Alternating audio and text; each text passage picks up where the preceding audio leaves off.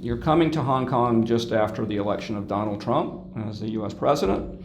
And I wonder briefly what you see the role of the global university being in a geopolitics that's changing very rapidly in many different parts of the world. What's the function of a global university these days? The irony is that the global university arose in an age of cosmopolitanism.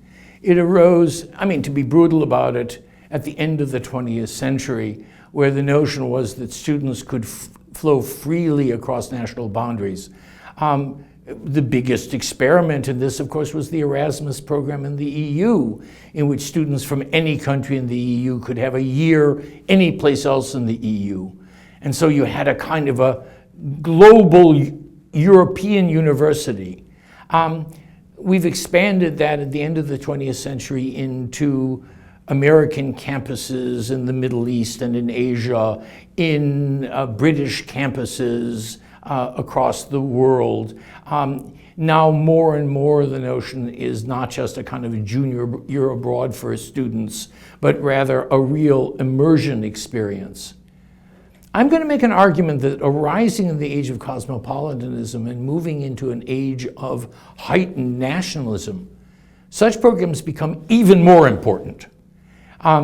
Not only because, in a sense, they provide a kind of a balance. In a sense, it was easier to talk about global universities if you believed in cosmopolitanism.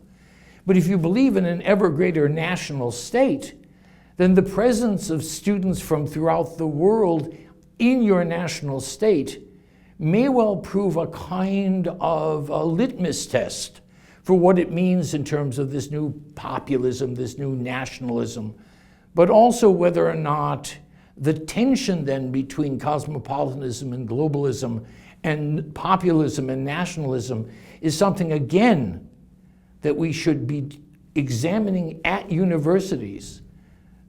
A colleague of mine formulated years ago that we should teach the conflicts, and the global universities may well be the place that we teach the conflicts in real time, not just in abstract time.